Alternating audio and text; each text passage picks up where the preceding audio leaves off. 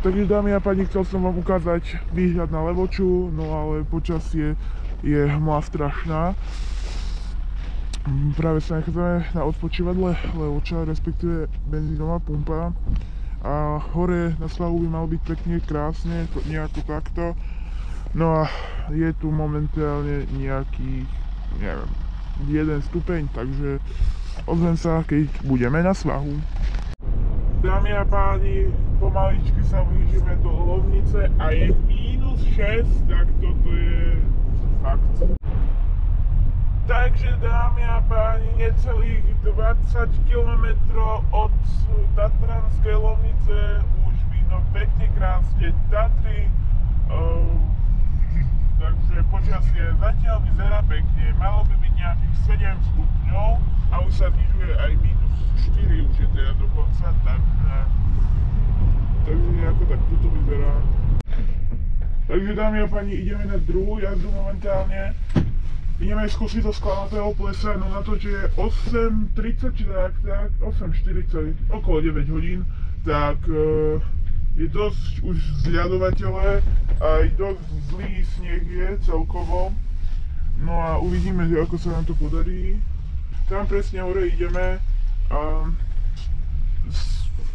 Tak.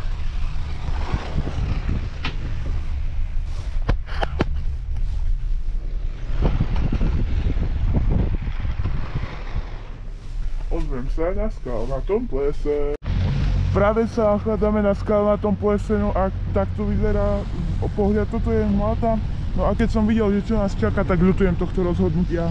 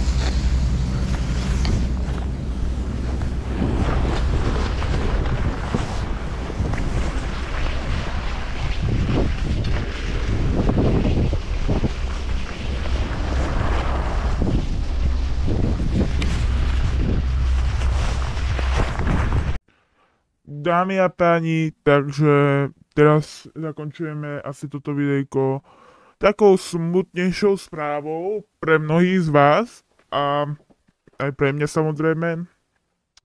Keďže sme išli už asi ku autu asi 10 metrov od auta približne na lyžiarskom svahu. Nepamätám si presne, pretože ešte neviem, či to chcem tak otvorene povedať, ale asi 10 metrov pred autom som spadol z lyží a je to dosť vážne, pretože jedna lyža sa mi odopla a ja som spadol na pravé rameno, neviem ako, čo sa stalo, svedkovia k tomu sú určite nejakí, ale nehľadal som žiadnych. No a vlastne vám teraz popíšem celú situáciu, čo si ani veľmi nepamätám, proste viem, že išiel oproti mne bežkár, ja som začal brzdiť a to je posledné, čo si pamätám a zrazu som skončil na zemi, takže nepamätám si z toho veľmi veľa, ani posledných 10 minút pomaly, čo sa stalo. Viem toto, že som brzdil aj bežkára od jedného určitého svetka, ktorý, no proste z rodin, proste s tým lyžiarom, čo som aj bol lyžovať, tak mi povedal, že som sa chcel vyhnúť bežkárovi, začal som brzdiť a ďalej nikto nevie, čo sa stalo vlastne. A vlastne čo sa mne stalo? Mne sa stalo, že mám zlomené pravú ramennú kosť a ja zase 3 týždne pravú ruku nemôžem používať. No, keďže ja som pravák, tak je to dosť náročné pre mňa, ale nejak dúfam, že to zvládnem. A tento rok myslím si, že už sa nepostavím na lyže. Ak sa pýtate, že čo sa inému človeku, nič sa nestalo, iba mne. A mám respektíve mierny otraz mozgu, takže preto si ešte nič nepamätám posledných 10 minút pred úrazom.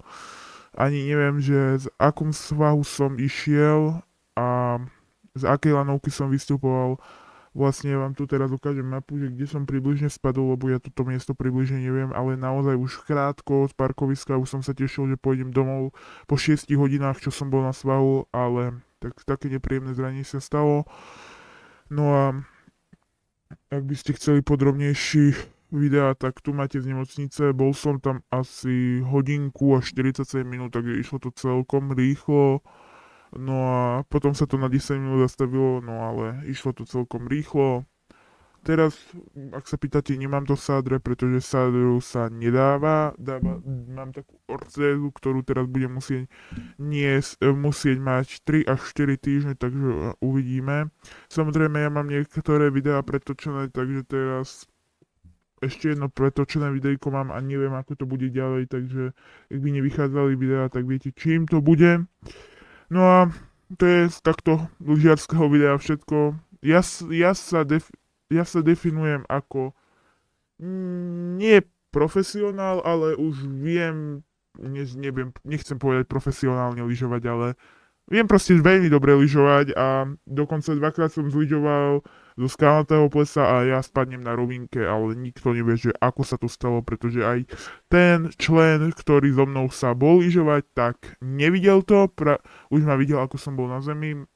Samozrejme akože prvé moje slova, čo som sa zdvihol, respektíve čo som už sa rozpamätal, alebo neviem, jak to mám povedať, bol privedomý, neviem, dá sa to tak povedať, tak bola, že kde mám ľavú lyžu, pretože ľavá lyža bola odo mňa asi 5 metrov, takže čo sa stalo tých 5 metrov, nikto nevie.